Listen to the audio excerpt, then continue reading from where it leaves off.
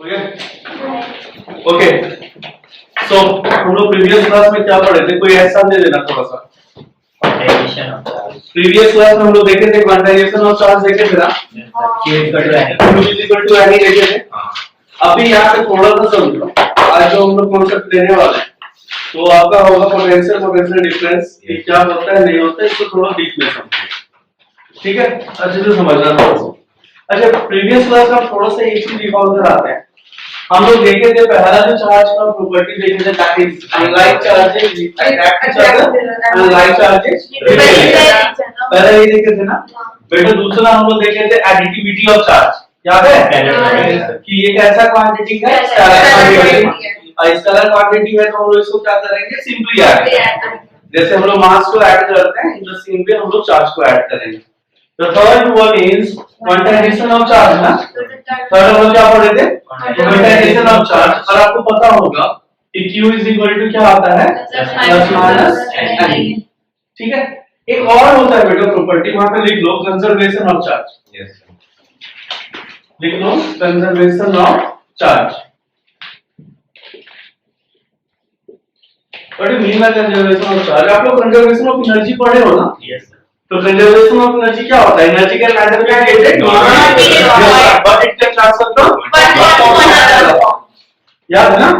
अब यहाँ पे थोड़ा सा समझना, ये क्या करता है कि for an isolated system, please note it down, for an isolated system the total charge, for an isolated system the total charge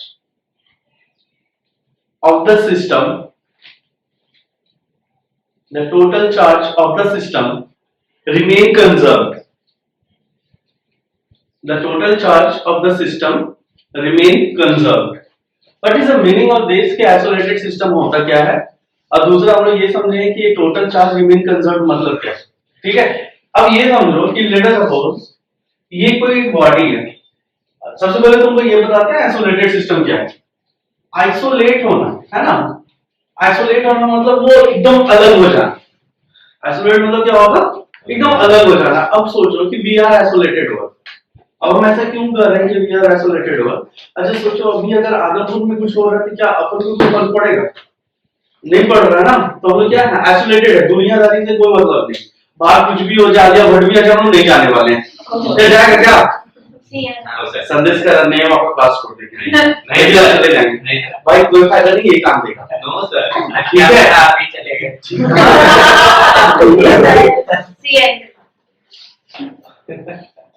याद देखते हैं। तो आइसोलेटेड सिस्टम क्या होगा कि अगर बाहर कुछ भी हो रहा है हमको कोई फर्क नहीं पड़ रहा है। सिमिलरली अगर इसमें कोई भी फोर्स लग रहा है, ठीक है, इस सिस्टम पे कोई भी फोर्स लग रहा है, तो ये जो नेट रिजल्टेंट होगा ना, इस सिस्टम पे कोई फर्क नहीं लगाएगा। मतलब इसको एक्सटर्नल फोर्स से कोई मतलब नहीं है। बाहर दुनिया में क्या हो रहा है इसको कोई फर्क नहीं पड़ेगा। इसको फर्क किससे पड़ेगा, जो अंदर हो रहा है, जो इनसाइड हो रहा है। तुम लोगों को फर्क क्या पड़ेगा कि सर छड़ी उठाया या नहीं उठाया। अगर सर छड़ी उठा ली तो थोड़ा फर्क पड़ा, सर मुस्कुरा दी तो और अच्छा लगा, है ना। तो वही चीज है कि इसको किससे मतलब है, इंटरनल फोर्स से मतलब है, एक्सटर्नल फोर्स से कोई मतलब नहीं। Is this clear? कोई दिक्कत? अब देखो क्या कर रहे हैं। मान लो कि दो बॉडी है और एक पे चार्ज है 10 माइक्रोकूलम और दूसरा क्या है, न्यूट्रल है। दो बॉडी है यहाँ पे, आइसोलेटेड सिस्टम है। अच्छा, ये चलता चलता क्या हुआ ना कि पहले क्या हुआ कि दोनों इस तरह कांटेक्ट में आए, ठीक है। अब कुछ देर के बाद हम लोग क्या देख रहे हैं कि फिर से ये दोनों क्या हो गया, अलग हो गया। पहले इस पे 10 माइक्रोकूलम चार्ज, इस पे कोई चार्ज नहीं, ठीक। ये चलता चलता क्या हुआ, दोनों एक दूसरे से टच किए, ठीक है, कोलाइड किए, जो भी करना कर दो। और उसके बाद फिर दोनों क्या हो गया, डिटैच हो गया। अब मुझे ये बताओ, ये जब डिटैच हुआ होगा तो इस पे 5 माइक्रोकूलम और इस पे भी 5 माइक्रोकूलम चार्ज होगा, मतलब 400 ट्रांसफर हुआ होगा कंडक्शन मैथड से। कंडक्शन मैथड हम लोग देखे हैं ना कि जब टच कराते हैं तो कंडक्शन से क्या होता है, मेरा चार्ज ट्रांसफर होता है। और चार्ज भी कैसा ट्रांसफर होगा, सिंगुलर चार्ज ट्रांसफर होगा। तो ये अगर पॉजिटिव है तो इस पे भी क्या आ जाएगा, पॉजिटिव। अभी अब मुझे एक चीज बताओ, अभी वो न्यूट्रल था, क्या हम लोग एक्सटर्नली कुछ कर रहे हैं? नहीं कर रहे ना। जो भी हुआ क्या हुआ, अब दूसरा चीज, यहाँ पे अगर हम लोग टोटल सिस्टम का बात करेंगे, चार्ज ऑन अ सिस्टम, तो यहाँ पे टोटल चार्ज कितना है बेटा? अगर हम लोग टोटल चार्ज का बात करेंगे तो आप ही बताओ मुझे कि टोटल चार्ज क्या हो जाएगा, +10 + 0 that is equal to 10 microcoulomb. यही होगा ना? यहाँ पे अगर हम लोग टोटल चार्ज का बात किए बेटा, तो टोटल चार्ज अभी कितना आ रहा है, 5 + 5 that is equal to 10 microcoulomb. वही तो कह रहा है law of conservation of charge कि फॉर एन आइसोलेटेड सिस्टम, बाहरी दुनिया से कोई मतलब नहीं है, जो टोटल चार्ज होगा किसी भी बॉडी पे या किसी भी सिस्टम पे, वो क्या रहेगा, कंजर्व्ड रहेगा। कंजर्व करने का मतलब total charge on that system remain same through out.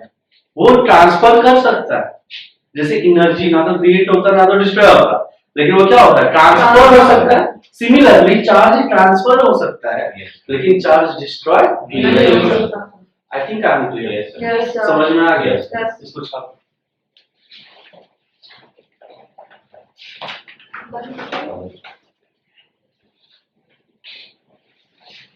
चलो कर लो पॉइंट। अभी इलेक्ट्रिक करंट के बारे में पढ़ते हैं, दिख रहा है क्या? नहीं, करंट लिखा है बेटा। करंट का हम लोग क्या अभी डिफिनेशन दिए थे, आप लोगों को याद होगा,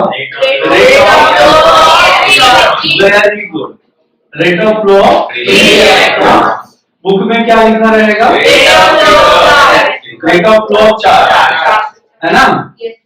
अब हम लोग बात करेंगे थोड़ा सा, समझो। I इज इक्वल टू, आई को क्या बोलते हैं, करंट। करंट को किसे रिप्रेजेंट कर रहे हैं, I से। तो I इज इक्वल टू क्या हो जाएगा, Q/V होगा ना? Q is the charge. अच्छा, चार्ज को अभी हम लोग बताए थे क्वांटाइजेशन ऑफ चार्ज से Ne/T, तो आपका ये फॉर्मूला भी यूज होगा, I is equal to Ne/T। समझ में आया? जल्दी से इसको लिखो और क्वेश्चन लिखो।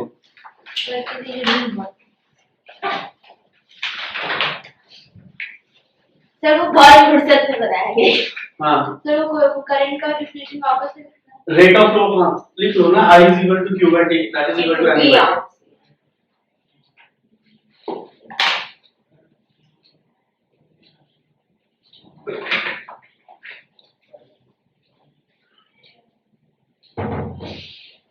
लिखो कैलकुलेट,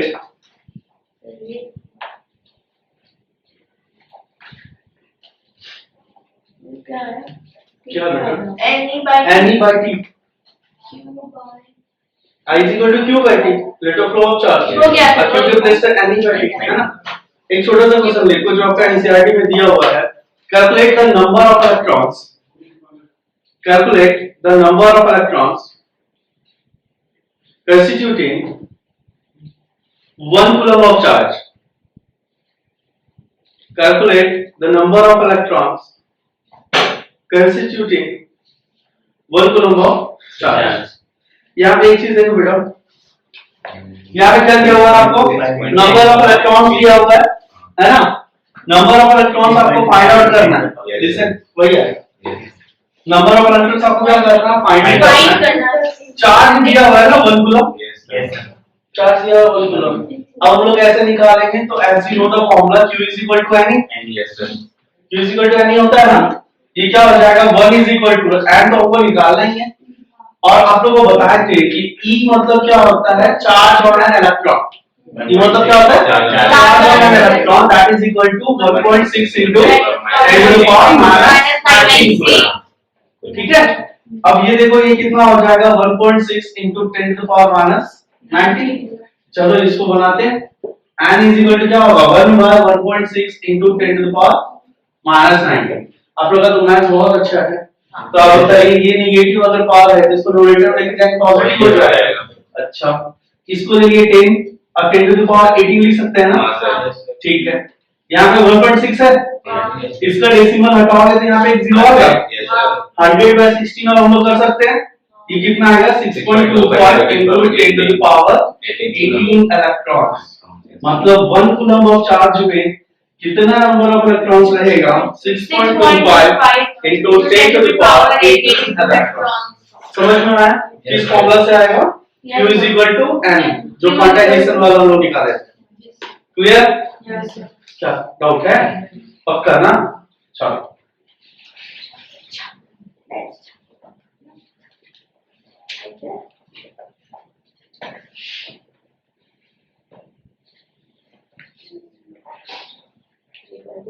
जैसे मम्मी के साथ मेरे साथ होली खेलता है या सबके साथ? सबके साथ और डार्क मॉनिटर को करता मॉनिटर है क्यों? मॉनिटर ही है। है गलती से बनी तरक्की हो गया। हाँ भी अच्छा कर नहीं नहीं, वो डिजर्व भी करती है। इतना दौड़ धूप कौन कर सकता है? कोई नहीं।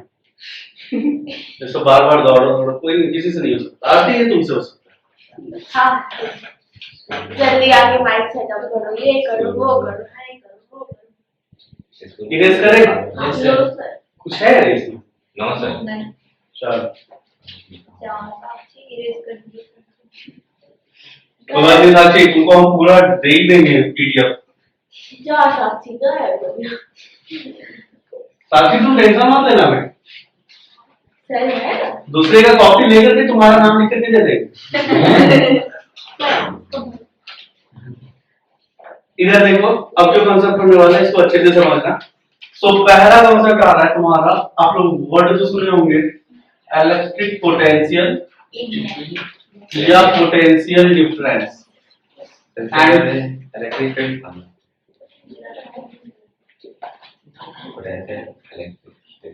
हमको कुछ है याद है सब भूल गए। अंकित तो पढ़ाए होंगे, फील्ड वगैरह जो भी बताया। पढ़ाया हमने हमको कुछ नहीं आया, हम लोग पूछते हैं हम नए सिरे से शुरुआत करेंगे। नहीं अभी वो नहीं जानना, उसका जरूरत नहीं है, हम बता देंगे ऐसे बता देंगे। अब समझो, मान लो सबसे पहले हम लोग क्या समझ रहे हैं? इलेक्ट्रिक पोटेंशियल समझ रहे हैं, ठीक है? इंफिनिटी हाँ समझा समझो। मान लो कि इधर कोई भी चार्ज नहीं है, लेट सपोज कि इधर कोई भी चार्ज नहीं है और इंफिनिटी पे बहुत दूर एक चार्ज है क्यू ले सकता है, Q1 ले सकता है, जो भी लेना है ले लो, क्यू ही लेना है तो क्यू ही ले लो, कोई फर्क नहीं पड़ेगा। मान लो ये क्यू चार्ज, ठीक है? और दूसरा चीज ये अज्यूम करना है आप लोग को कि there is no friction, no air resistance, no friction बोल दो या नो एयर रेसिस्टेंस। अच्छा एयर रेसिस्टेंस में इसका मतलब है कि कोई भी रेसिस्टेंस क्रिएट नहीं करेगा, वो इजीली चलता है। अब बताओ, अगर इस चार्ज को हमको इस पॉइंट पे लाना है, मान लो ये ए पॉइंट, ठीक है? तो हम लोग क्या करेंगे, यहाँ पे आएंगे और इस चार्ज को थोड़ा सा फोर्स लगाएंगे, एकदम थोड़ा सा। और मान लो ना कि यहाँ पे कोई बॉल है और वहां तक लेकर के जाना है, तो हम क्या किए, थोड़ा सा यहाँ पे फोर्स लगाएंगे, ये चलना स्टार्ट किया। Since there is no friction तो ये चलता रहेगा। अब वहां पे जा करके हम वहां पे भी क्या करेंगे, उतना ही फोर्स लगा देंगे, तो वो क्या होगा, रुक जाएगा। चलो यस और नो? Yes sir. अच्छा चलो यहाँ पे हम लोग क्या किए, छोटा सा फोर्स लगा which is approximate equal to 0। क्या बोल रहे हैं, which is approximate equal to 0। और ये चार्ज को हम लोग यहाँ पे क्या किए, इतना ही फोर्स लगा करके रोक दिए, होगा? अब मेरा क्वेश्चन है कि जब हम लोग Q को ला रहे थे तो वर्क डन हुआ क्या? Yes sir. फिर में यस और no? Yes sir. Work done तो आप लोगों को पता है, yes sir. Work done is equal to क्या होता है, force into displacement. Work done is equal to क्या होगा, फोर्स इनटू डिस्प्लेसमेंट। अच्छा वो दिख तो रहा है कि डिस्प्लेसमेंट हो रहा है, लेकिन क्या फोर्स है, नेग्लिजिबल फोर्स है, तो वर्क डन क्या हो जाएगा, ये बात समझ में आया? There is no work done in bringing a charge, ठीक है, from infinity to that point. कब? when there is no charge present there, जब यहाँ पे कोई भी चार्ज प्रेजेंट नहीं है। तो हम लोग लिख सकते हैं कि work done in bringing first charge is equal to 0। Yes sir. ठीक है, अब समझ में। अब हमको दूसरा चार्ज लेकर के आना है। अब ये अगर चार्ज है तो अपने चारों तरफ ये क्या क्रिएट करेगा, एक इलेक्ट्रिक फील्ड जनरेट करेगा।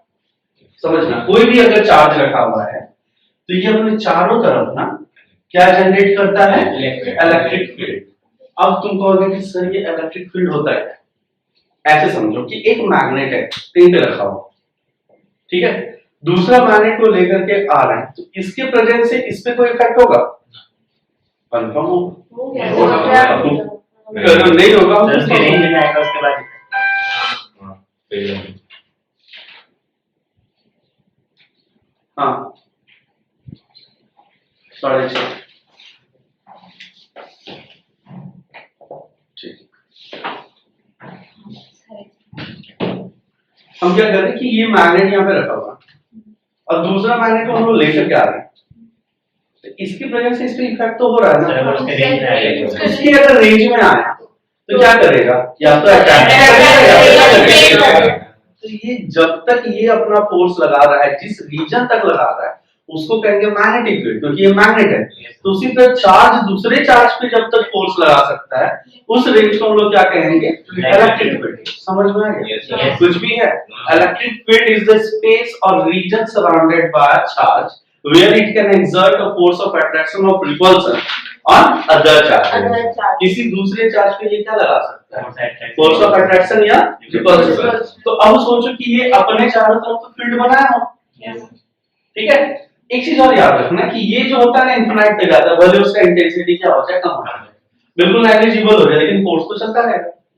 अब हम क्या कर रहे हैं कि इस पॉइंट ए पे, ये ए है ना, बी पे हमको पोटेंशियल चाहिए। आपको बोला जाता है ना कि electric potential at any point, तो हम क्या किए, एक बी लिखे, इसी के फील्ड में कहीं पे, मतलब ये चार्ज लाया हम लोग पहली बार, और इसी के फील्ड में कहीं पे एक पॉइंट हम लोग क्या लिए, बी लिए, और यहां से हम लोग दूसरा चार्ज लेकर के आना स्टार्ट किया। अब बताओ क्या हम लोग थोड़ा सा फोर्स लगा के छोड़ देंगे? अब पॉसिबल नहीं है, क्योंकि जैसे तुम फोर्स लगाओगे थोड़ा सा, ये भी थोड़ा सा फोर्स लगाएगा, उसको बैकवर्ड भेज देगा, तब तो ला नहीं पाएंगे। तब हमको क्या करना होगा, कंटिन्यूअस एक फोर्स अप्लाई करना होगा। फोर्स जो एक्सटर्नली अप्लाई करना है, अब रियल में अप्लाई करना, धीरे धीरे धीरे धीरे करके इसको लेकर के है। अच्छा, इसको लेकर के आ रहे हैं, तो अगेंस्ट द इलेक्ट्रोस्टैटिक फोर्स, ये पॉजिटिव और ये भी क्या है, पॉजिटिव है, तो इस पॉजिटिव को लेकर के आ रहे हैं, तो ये क्या करेगा, रेगुलर में इस पे फोर्स अप्लाई करेगा। नहीं भैया दूर जाओ, हम उसके अगेंस्ट में लेकर के आ रहे हैं ना, तो मतलब फोर्स भी अप्लाई कर रहे हैं और ये वर्क डन भी हो रहा है। इसको यहां से यहां तक लाने में, ये क्यू को यहां से यहां तक लाने में हमको क्या करना पड़ा, रेगुलर में फोर्स अप्लाई करना पड़ा, है ना। और ये डिस्टेंस भी कवर हो रहा है, फोर्स भी है, डिस्टेंस भी है, तो वर्क डन हो रहा है। इसी वर्क डन को तो इलेक्ट्रिक पोटेंशियल कहते हैं, और क्या आया समझ?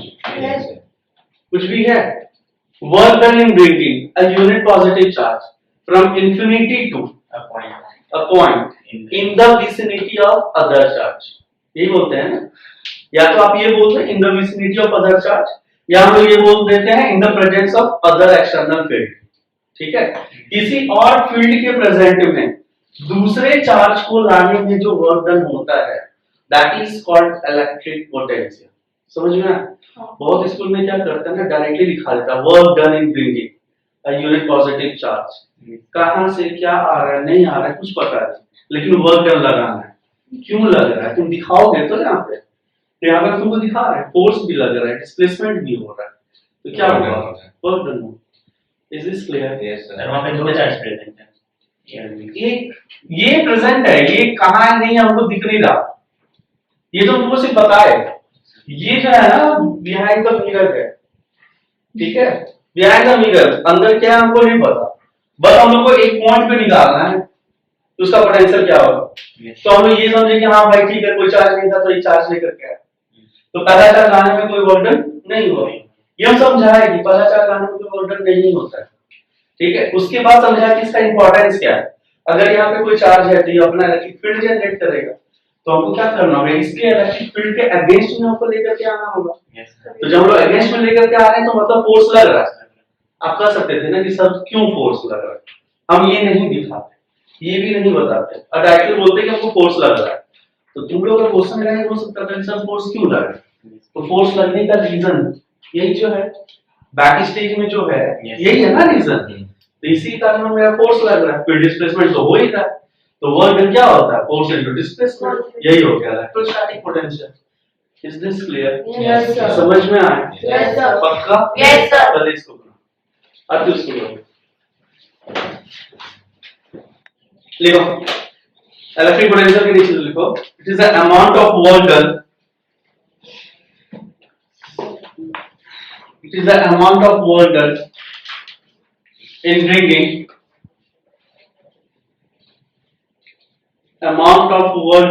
bringing a unit positive test charge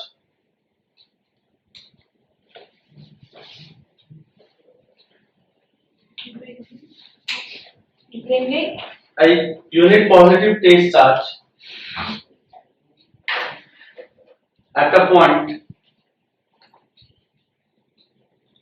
नहीं from infinity to that point, ऐसे लिख लेना ये electric, listen, electric potential of a point is defined as, electric potential at a point या of a point is defined as the amount of work done in bringing a unit positive test charge from infinity to that point, from infinity to that point, from infinity to that point in the vicinity, in the say here VICINITY, in the vicinity of other charge, in the vicinity of other charge, or in the presence of other electric field, or in the presence of other electric field. Is this clear? लिख लिए? अच्छा, अब यहाँ पे देखो इसका formula हम लोग कैसे लिखते हैं? See,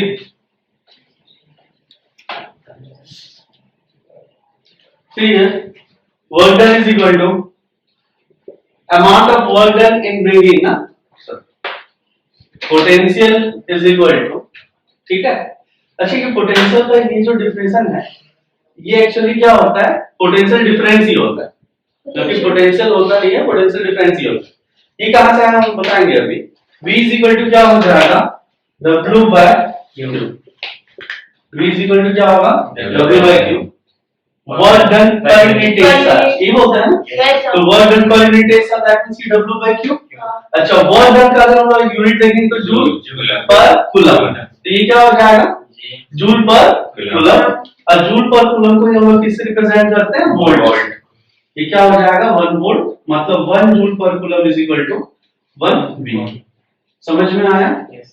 यूनिट भी बता दिए। इसका फॉर्मूला क्या हो जाएगा? V is equal to W by Q, work done per unit test charge. Work done का क्या होता है यूनिट? जूल।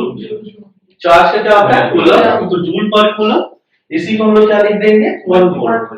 समझ में आया? तो इसका यूनिट क्या आ गया आपका? वोल्ट आ गया। ऐसा यूनिट ऑफ पोटेंशियल बोलेगा तो आप क्या बोलोगे? वोल्ट बोलोगे। नॉर्मली ये जूल पर कूलम होता है। क्लियर? Yes, sir. अब देखो पोटेंशियल डिफरेंस, इसको रब कर दें, इसको लिख लिया? yes sir. हाँ नहीं सर,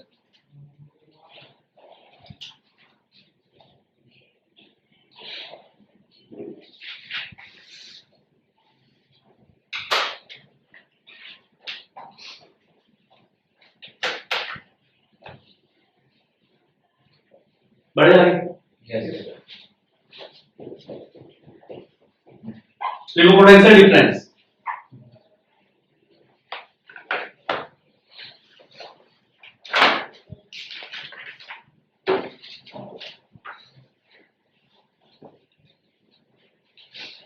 देखो पोटेंशियल डिफरेंस कैसे हम बता रहे हैं, समझो। ये अगर कोई चार्ज है, जो बड़ा वाला चार्ज लिए थे ना हम लोग पहले, ठीक है, तो बड़ा वाला चार्ज है तो इसका क्या होगा? एक इलेक्ट्रिक फील्ड होगा ना, ऐसे ही इलेक्ट्रिक फील्ड होगा। ये अपना इलेक्ट्रिक फील्ड बना रहा हूं। मान लो कि इलेक्ट्रिक फील्ड के एक पॉइंट पे आपका स्मॉल चार्ज है Q, ठीक है, इसी इलेक्ट्रिक फील्ड में कोई दूसरे पॉइंट पे लेकर के आना है।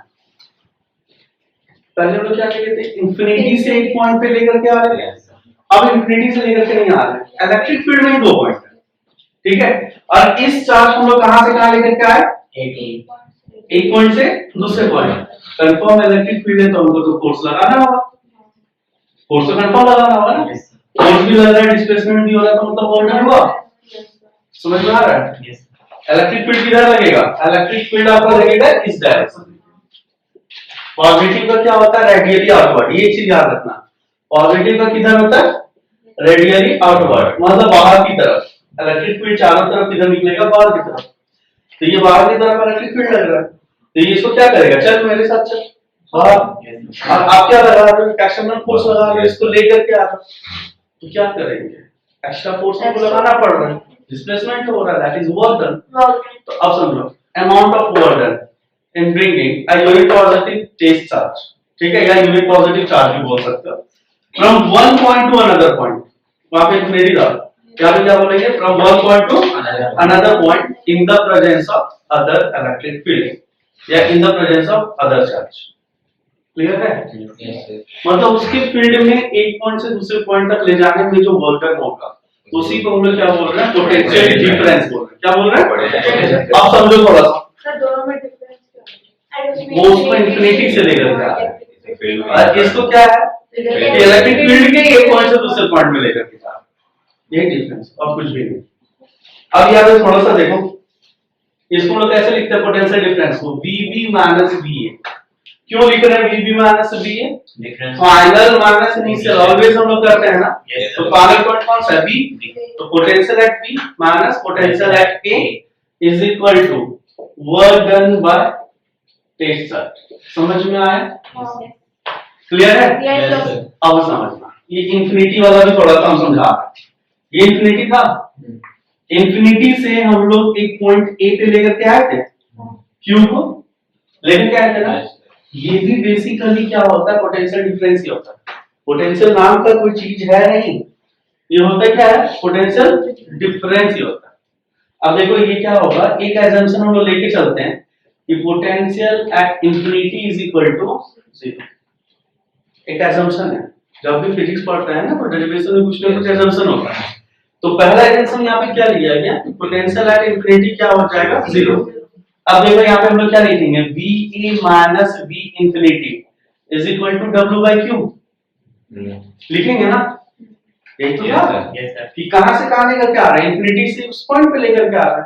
और हम लोगों को पता है कि पोटेंशियल एट इंफिनिटी क्या होता है, 0। इसलिए सिंपली हम लोग इसको क्या लिख दिए, VA is equal to W by Q।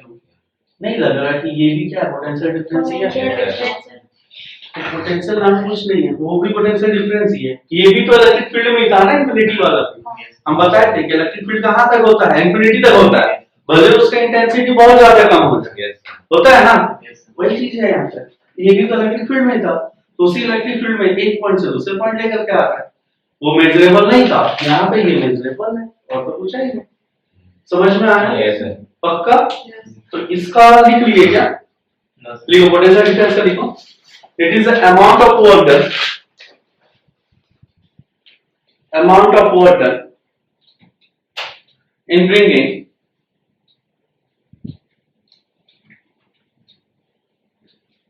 a unit positive charge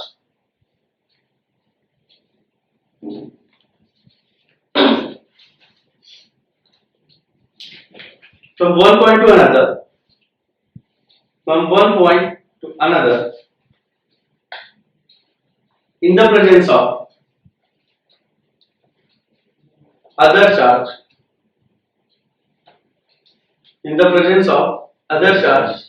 or in the presence of external electric field, in the presence of other electric field, ऐसे लिख लेना।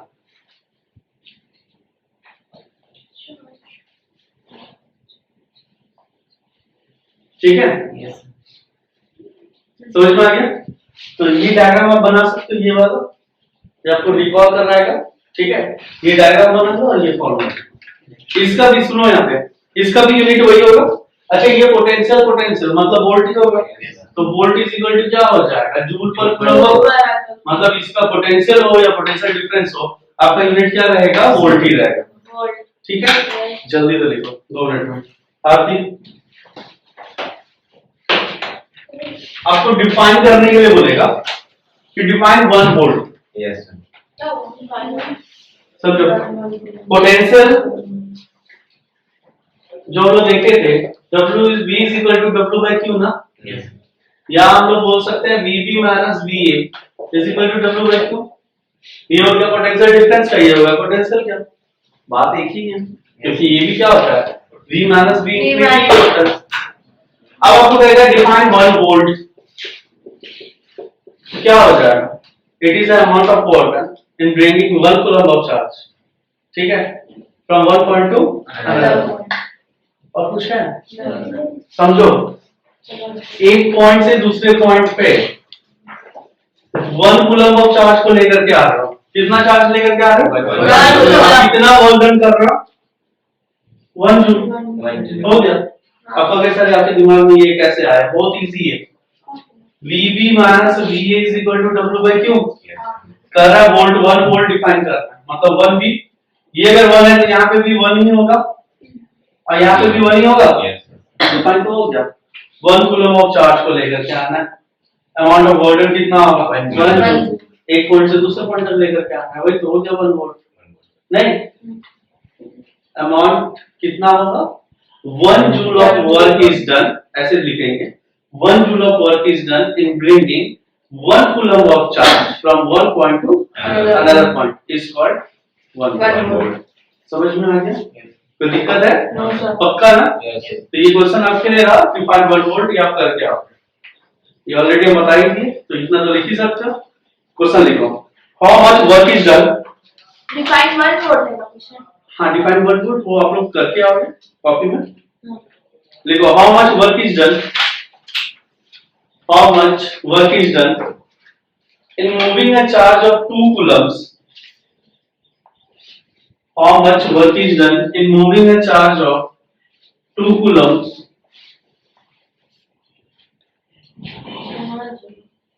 2 coulombs from a point at 118 volt 18 volts, 180 हाँ 118 118 answer sir 118 volts to 128 volts 8 volts, ठीक है, यहाँ पे समझो question क्या कर रहा है, how much work is done, work done निकालना है, क्या है, कहां से कहां तक जा रहा है, चार्ज देखो, यहाँ पे देखो चार्ज कितना दिया हुआ है, 2 कूलम, ठीक है। अच्छा ये जो है ना पोटेंशियल डिफरेंस, पोटेंशियल डिफरेंस को हम लोग डेल वी से रिप्रेजेंट कर देते हैं, समझो यहाँ पे डेल वी क्या रिप्रेजेंट करेगा, पोटेंशियल डिफरेंस, ठीक है, डेल मतलब होता है चेंज, तो ये क्या हो गया, चेंज इन पोटेंशियल मतलब पोटेंशियल डिफरेंस, पोटेंशियल डिफरेंस बड़ा माइनस छोटा, 128 माइनस 118 मतलब कितना आ गया, 10 वोल्ट। अब आप लोगों को पता है पोटेंशियल डिफरेंस का formula del V equal to W by Q, हो रहा है ना, W तो निकाल रहा है, तो डेल V इनटू Q हो जाएगा, डेल V कितना है 10, Q कितना होगा 2 और ये कितना हो जाएगा 20 volt, this is your answer, आ गया समझ, लिखो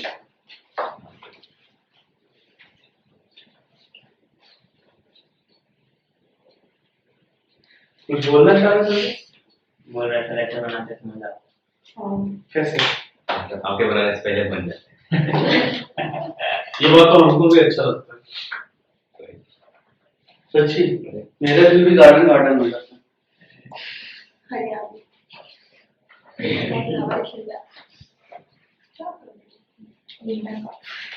अभी क्वेश्चन लिखो, yes, how much energy is given, how much energy is given, energy is given to each coulomb of charge, to each coulomb of charge passing through a 6 volt battery, passing through a 6 volt battery, a 6 volt battery, है ना, अच्छा चलो यहाँ देखो, यहाँ पे देखो battery का दिया हुआ है ना पोटेंशियल डिफरेंस कितना है 6 वोल्ट, चार्ज कितना दिया हुआ वन कूलम। अब कहोगे सर ये वन कूलम कहाँ से आया? यहाँ पे पूरा how much energy given to each coulomb, लेकिन यहाँ पूछ रहा है एनर्जी। एनर्जी वाला तो वो फॉर्मूला ही नहीं पढ़े। Energy to energy word same है। 6 आएगा। हाँ नहीं, हमको बस एक चीज बताओ, वो तो ठीक है 6 आएगा, ये एनर्जी और वर्डन सेम है। अगर सेम रहता तो एनर्जी और वर्डन क्यों बोलते हैं? वो बाहर से W पर जैसे क्या बोलते हैं, कृष्णा बोलते हैं वैसे उसको बोलते हैं। वैसे कृष्णा को भी बोल देते हैं। बात तो वही है। 1 into 1 और 1 into 1 बात है। भारती भूल जाए ना, 1 into 2 दिल नहीं होती है 1 into बस। 2 equal to 2 और 2 into इसको 1 बोलना चाहिए 1 into 2 और 2 into 1। अरे जो भी बोलो मैं समझ गया चलो। बात ही है, समझो थोड़ा सा। हाँ याद रखो, अगर कोई बॉडी पे तुम एनर्जी दोगे तभी तो वो वर्क करेगा। यस अब आप लोग को जब वर्क एनर्जी पावर पढ़ाए थे तो ये बोले थे कि work and energy are related to each other, ठीक है? और दोनों का जो यूनिट होता है वो क्या होता है? जूल। जब तक हम लोग किसी बॉडी पे एनर्जी नहीं देंगे, इम्पार्ट नहीं करेंगे, तब तक क्या वो वर्किंग कर सकता है? मतलब टोटल वर्जन निकालो उतना ही क्या हो जाएगा, उतना एनर्जी उस पे है। तो चलो सबसे पहले वर्जन निकालते हैं, तो V इज इक्वल टू क्या हो जाएगा? W बाई Q ना, W is equal to V into Q। V दिया हुआ है 6, Q दिया है 1, मतलब 6 जूल। मतलब वर्जन कितना कर रहा है? 6 जूल। मतलब उसको कितना एनर्जी दी क्या? 6 हो जाएगा। तो क्या क्या लिखोगे? Energy given to each coulomb is equal to energy given to each coulomb is equal to 6 joule. कोई बात नहीं, इतना टेंशन नहीं लेना। समझ में आ गया रे? पोटेंशियल डिफरेंस कुछ है? नहीं है ना? बताओ ना। उस टाइम करता था क्या जा पढ़ नहीं रहा। अरे नहीं उस टाइम ऐसा लगता था पढ़े वही तो लगता था। अब तो फिजिक्स गया। अरे ना नया बोला बच्चा लोग समझ में।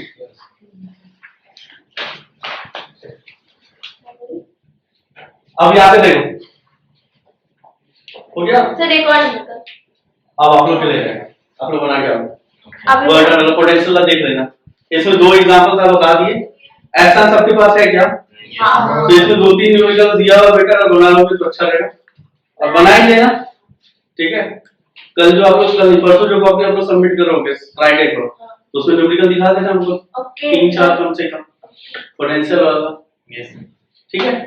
अब यहाँ पे देखो इलेक्ट्रिक करंट को ऑलरेडी हम डिफाइन कर चुके हैं, दोबारा बताने की जरूरत नहीं है। It is the rate of flow of charge per unit time. तो I इज इक्वल टू क्या हो जाएगा? Q by T। चलो अब देखते हैं I जो होता है ना, इसका यूनिट का बात करेंगे तो करंट का यूनिट क्या होता है? एम्पियर, ठीक है? कूलम पर सेकंड, मतलब 1 ampere is equal to 1 coulomb per second. आया समझ में? Yes 1 ampere is equal to क्या हो जाएगा? 1 कूलम पर सेकंड। कहीं आपका क्या लिखा रहेगा? माइक्रो एम्पियर, छोटा, मतलब 10 to the power minus 6 ampere. यही हम पूछे थे, तुम लोग से ये नहीं पूछे तुम छोटा है या बड़ा है, हम ये पूछे थे 1 माइक्रो एम्पियर होता है कितना। तो 1 microampere is equal to कितना हो जाएगा? 10 टू द पावर सर आप वैल्यू नहीं 1 milliampere is equal to 10 to the power minus 3 ampere. खत्म हो गया, इसमें कुछ बचा ही नहीं, लिख लो। ओके सर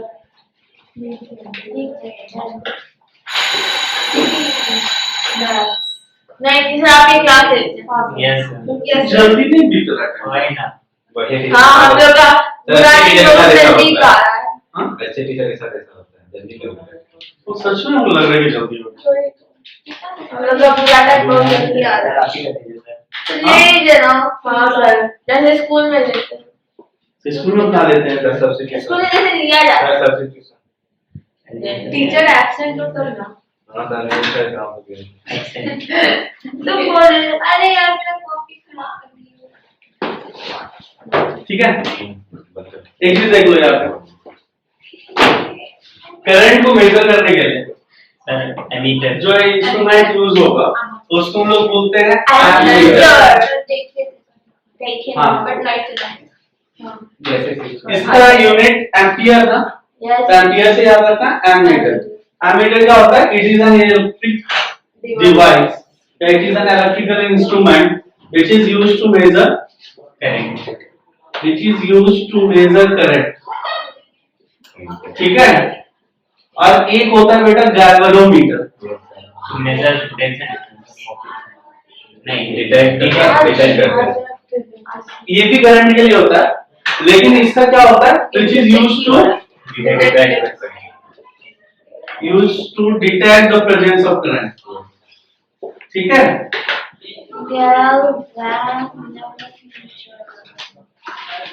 बहुत ही वीक करंट को ये मेजर करता है, ये भी कर सकते हो। और measure very weak current, measure weak current, या तो आप ये करते हो कि वो डिटेक्ट करता है या तो मेजर करता है। तो खत्म हो गया आपका। तो इलेक्ट्रिक करंट कंप्लीट हो गया। नेक्स्ट डे हम लोग पढ़ेंगे रेजिस्टेंस के रिगार्डिंग, ठीक है। ओम्स लॉ से स्टार्ट करेंगे और रेजिस्टेंस तक पहुंचेंगे, ठीक है। इतना तक आप लोग रिवाइज करके आना, ठीक है। तब तक के लिए टाटा बाय बाय। अरे जा रहे हैं।